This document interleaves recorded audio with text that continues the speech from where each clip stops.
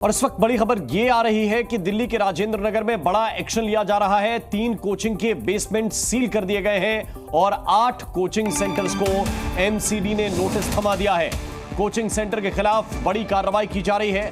अवैध बेसमेंट को सील करने की कार्रवाई की जा रही है और यह कार्रवाई पहले होनी चाहिए थी, लेकिन अब यह कार्रवाई की जा रही है। 3 कोचिंग के बेसमेंट सील कर दिए गए हैं। 8 कोचिंग सेंटर्स को एमसीडी ने नोटिस थमा दिया है। तो ये कार्रवाई इस वक्त की जा रही है। अवैध बेसमेंट के खिलाफ कार्रवाई हो रही है। दिल्ली के राजेंद्र नगर में एमसीडी एक्शन में आ गई है।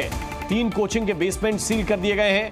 8 कोचिंग के बेसमेंट को लेकर एमसीडी ने उनको नोटिस थमाया है। कई सेंटर के खिलाफ कार्रवाई की तैयारी की जा रही है।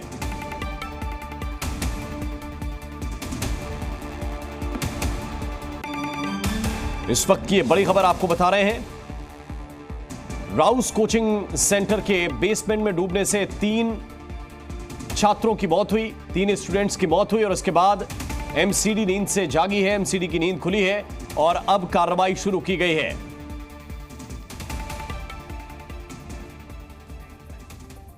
तो देश की राजधानी दिल्ली में शनिवार को जो कुछ हुआ उसने सिर्फ दिल्ली ही नहीं पूरे देश को डरा दिया है। देश की राजधानी होने के बावजूद दिल्ली की लचर सिस्टम ने सबको हैरान कर दिया है। दिल्ली में आईएएस की कोचिंग कराने वाले एक सेंटर में हादसा हुआ। बारिश का पानी बेसमेंट में भरने से 3 छात्रों की मौत हो गई और इस हादसे ने ओल्ड राजेंद्र नगर के छात्रों को गुस्से से भर दिया। हालांकि हादसे के बाद कोचिंग के मालिक और कोऑर्डिनेटर को गिरफ्तार कर लिया गया है, मगर सवाल कई उठ रहे हैं और सबसे बड़ा सवाल यह है कि बिल्डिंग के बेसमेंट में लाइब्रेरी कैसे बनाई गई। बच्चों की जान जाने के बाद इस तरह की कार्रवाई क्या महज खाना पूर्ति नहीं है?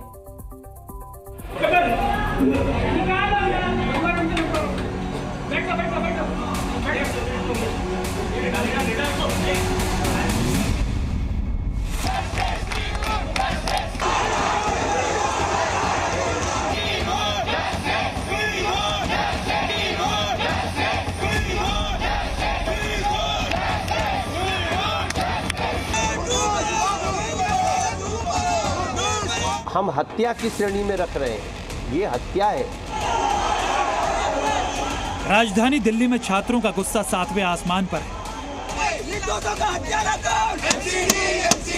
राजधानी की सियासत में उबाल है। पुलिस, प्रशासन और सिस्टम सवालों के कटघरे में। और इस गुस्से और आक्रोश की वजह है शनिवार शाम की शर्मसार कर देने और दिल दहला देने वाली तस्वीर।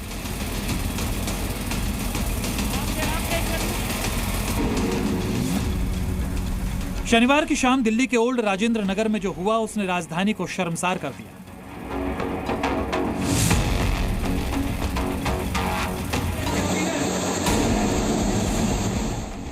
राजधानी को झीलों का शहर बनाने का सपना दिखाने वाली दिल्ली सरकार शर्मसार है।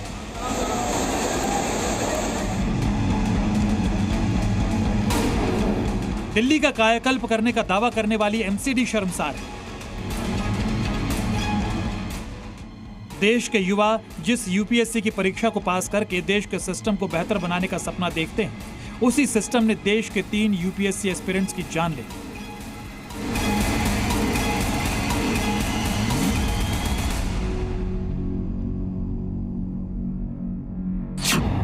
श्रेया यादव उम्र 25 साल, तानिया सोनी उम्र 25 साल, नेविन डाल्विन उम्र 28 साल।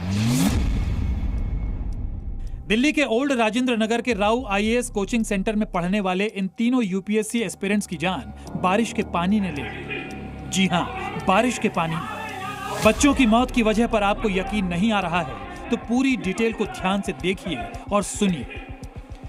दरअसल दिल्ली में शनिवार शाम को ही बारिश के चलते ओल्ड राजेंद्र नगर के राउ आईएएस कोचिंग सेंटर के बेसमेंट में पानी भर गया।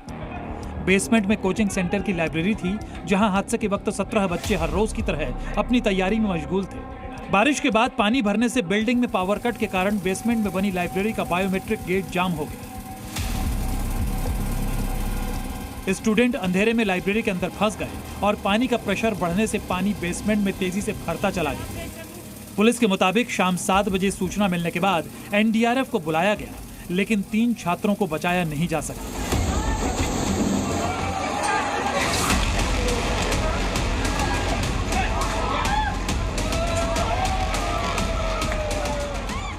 मौके पर मौजूद लोगों के मुताबिक बहाव इतना तेज था कि सीढ़ियां चढ़ना मुश्किल हो रहा था।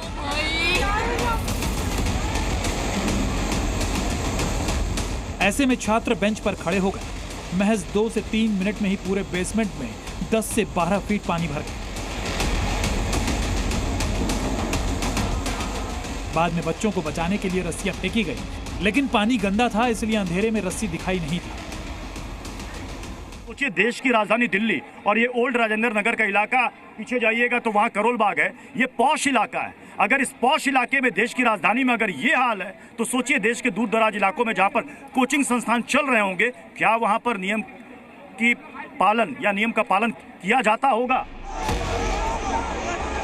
हादसे के बाद यूपीएससी एस्पिरेंट्स में गुस्सा है। ओल्ड राजेंद्र नगर के स्टूडेंट ने एमसीडी के खिलाफ प्रदर्शन शुरू कर दिया।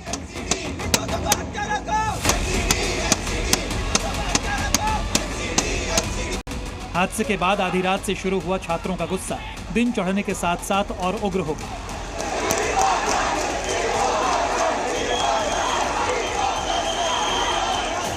दोपहर होते होते छात्रों ने सड़कों को जाम कर दिया। गुस्साए छात्रों ने सड़क पर धरना प्रदर्शन शुरू किया तो दिल्ली पुलिस को सख्ती बरतनी पड़ी। पुलिस ने नाराज छात्रों को जबरदस्ती धरने से उठाया। कई छात्रों को पुलिस वैन में डालकर ले गई, लेकिन पुलिस की सख्ती के बाद भी छात्रों का गुस्सा कम नहीं हुआ।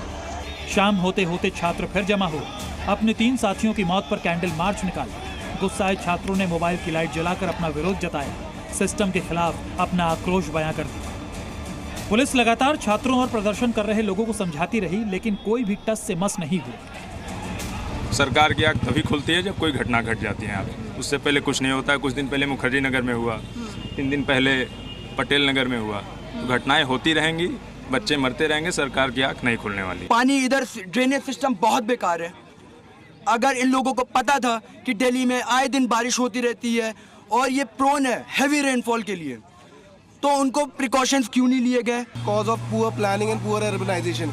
और इस पे जितनी भी कंसर्न अथॉरिटीज है, म्यूनिसिपैलिटी एंड ऑल, वो मतलब एक नेग्लिजेंस दिखा रही हैं।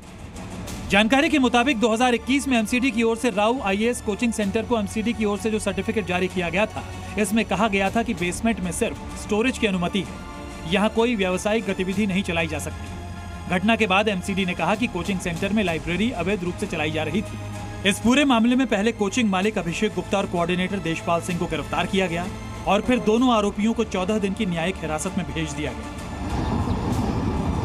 We have been working relentlessly in search and rescue. उसके बाद इसका एक legal action, proper legal action लेना, लोगों को गिरफ्तार करना, हमने अपने तरफ से कोई कमी नहीं छोड़ा है। और जो स्टूडेंट्स हैं उनके भावनाओं को मैं और मेरी पूरी फोर्स बहुत अच्छे समझती है। हादसे के बाद दिल्ली सरकार और एमसीडी दोनों हरकत में आई। जांच और एक्शन की खानापूर्ति शुरू हो गई। दिल्ली की मंत्री आतिशी ने मजिस्ट्रेट जांच के आदेश दे दिए तो एमसीडी मेयर शैली ओबरॉय ने एमसीडी कमिश्नर से रिपोर्ट तलब कर ली। मैंने कमिश्नर एमसीडी को एक लेटर लिखा है जिसमें आप देख सकते हैं कि हमने 2 निर्देश मैंने दिए हैं। पहला, दिल्ली में जितने भी कोचिंग सेंटर्स हैं जो उन बिल्डिंग्स में चल रहा है जो एमसीडी के जुरिस्डिक्शन में आते हैं और बेसमेंट में बायलॉज के अगेंस्ट या नॉर्म्स के अगेंस्ट ऐसे कोचिंग सेंटर चल रहे हैं, उन पर सख्त से सख्त कार्रवाई हो, उन पर एक्शन लिया जाए। दूसरा, और अगर इस मामले में जो कल राजेंद्र नगर में हुआ, कोई भी एमसीडी अधिकारी अगर जिम्मेदार है तो उस पर भी सख्त कार्रवाई की जाए। पहले कोचिंग सेंटर के बेसमेंट में बारिश का पानी घुसा और 3 छात्रों की जान ले गई। अब इस मामले में जांच और रिपोर्ट की खानापूर्ति हो रही है।